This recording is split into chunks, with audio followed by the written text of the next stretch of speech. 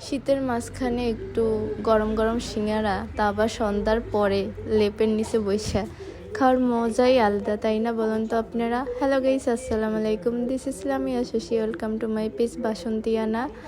আমি এখনও ঢাকাতে আছি, অনেক দিন ধইরা ঢাকাতে। আর আমার বোন, তার তো গুণের শেষ নাই, সে তার ইচ্ছা মতো আমাদেরকে খাওয়াইতেছে। সেদিনকার সন্ধ্যাবেলায় সে কখন যে সিঙ্গারার পুরটা রেডি করে রাখছে সেটা আমি একদমই টের পাই নাই। আমরা এদিকে ছিলাম, সবাই মজা করতেছিলাম। সে তার মতো কইরা সিঙ্গারার ডোটা রেডি করছে, সেটা আর আমার ভিডিও করা হয় না। এখানে সে আলু আর চিকেন ছিল সিঙ্গারার পুরটার মধ্যে। আর এই যে দেখুন সে কত সুন্দর কইরা সিঙ্গারা বানাইতেছে। এই সিঙ্গারার ভাজটা হওয়াটা আসলেই অনেক টাফ একটা ব্যাপার। এর আগে আমি 2বার বানাইছিলাম, বাট আমার ওভাবে ওর মতো পারফেক্টলি কখনোই আর কি সিঙ্গারাটা হয় নাই ডো, বাট মজা ছিল।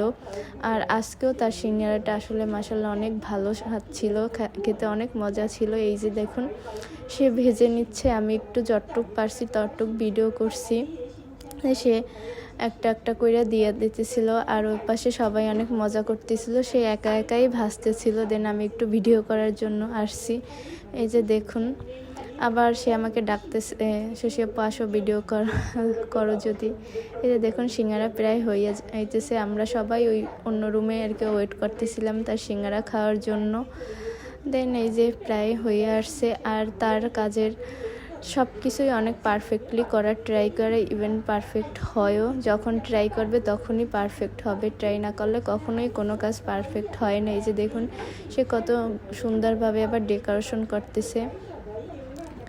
আর সেদিনকার আর একদিন ছিল, এটা অন্য আর একদিনের স্যুপ। আমিও সে কখন যে কি রান্না করে সেটা আমি একদমই মাথায় থাকে না বা আমি জানি না। এই যে দেখুন সে আবার এখানে অন্য আর একদিন স্যুপ রান্না করছিল। দেন সেটার একটু আমি রান্নার রেসিপির ভিডিও নাই, বাট আমি একটু ভিডিও করে আপনাদের সাথে শেয়ার করলাম। যাই হোক, আমার ভিডিওগুলো কেমন লাগে একটু কমেন্ট করে জানাবেন, পারলে একটু লাইক কমেন্ট শেয়ার করবেন। আজকে আল্লাহ হাফেজ, আর সবাই সবার জন্য দোয়া করবেন।